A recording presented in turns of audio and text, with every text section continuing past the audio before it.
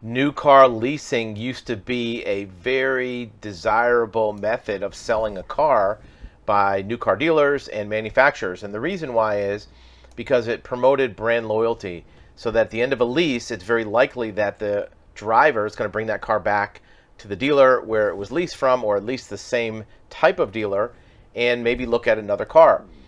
In addition, it's a very good way to put more discounts into a price without making it appear like it's bargain basement. For example, if you were buying a brand new car and you saw on the window $2,000 rebate, it might make you think that that car is kind of maybe not desirable.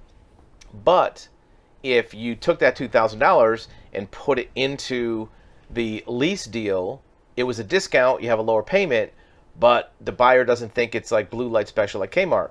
So why is leasing not as desirable? Well, a couple reasons. First of all, because there's not a lot of discounts that dealers and manufacturers need to do because there's a shortage of inventory.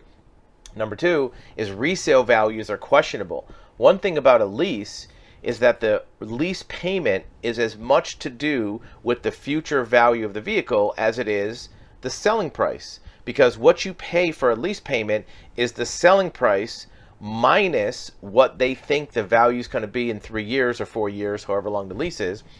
You pay the difference. So if, let's say, for example, you have a $40,000 car, and in 3 years they think it's going to be worth $20,000. Well, 40 minus 20, that $20,000 difference, that's really all you pay for those payments. Now, at the end of the lease, you have to turn the car back in. That's where they get their $20,000 back. And right now, there's some question about what cars are going to be worth in 3 years, especially since electric vehicles are starting to come in the market. So lease deals don't seem as appealing. But the manufacturers don't like that, and the dealers don't like that because they like to lease vehicles. It's easier to sell a customer on payment versus price, and they can put more discounts into the lease without making it seem like they're having to give away the farm. So what do you do if you're a buyer? Well, if you have a lease vehicle right now, you might want to think about buying that lease out at the end. Look at the residual value, what your purchase option is, compared to the market value. You might see you have a great deal on the car. Even if you don't want to keep that car, you might be able to trade it in and put that equity towards your next vehicle. If you're looking at new vehicles, compare the lease payments with the finance payment. And remember that on a lease, you also have a shorter term, usually 3 years. Why is that an advantage? Well, it gives you an out at 3 years. If you have a 5-year loan, some people now are going 6-year or 7-year on a finance. That's crazy. Even if you have a 5-year loan, at 3 years, you might not have paid enough to equal what you owe on the vehicle. So you might have negative equity. You might owe more than the vehicle's worth. So if in 3 years you're tired of the car or you want to trade it in, you might be in a situation where you have to either pay the difference or roll it over to your next car.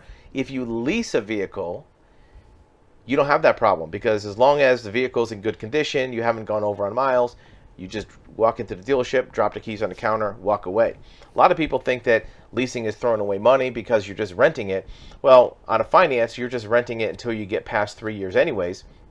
And on a lease, you can still exercise your option to buy the vehicle and end up paying the same amount you could on a finance. In fact, sometimes if you add up all the payments on a lease plus your buyout option at the end, it comes out to be less than if you financed it and paid 5 years worth of payments because there's some incentives built into the lease that are hidden. You have to compare them. Be a smart consumer. Don't just go in blind and say lease is better or financing is better or even paying cash is better.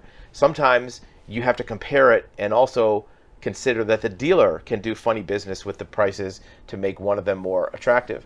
We've seen deals where leasing is actually cheaper than paying cash. It's not common, but sometimes there's an incentive built into the lease that is not available on a cash deal.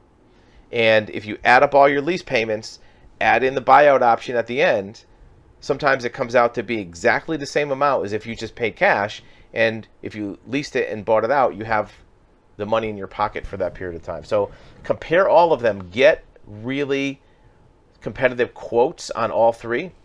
If you're talking to a dealer and they're not willing to give you quotes on cash, lease, and finance, then just walk away because that means they're not trying to be transparent with you. But leasing is not something to discard. It's not always the best deal. It's not always the best option. But if you put it in the mix and compare it, you might find that, well, this one, in this particular vehicle, a lease is attractive or it's appealing. The other downside is if you lease a vehicle, a lot of people think you can't drive more than so many miles. You can drive however many miles you want.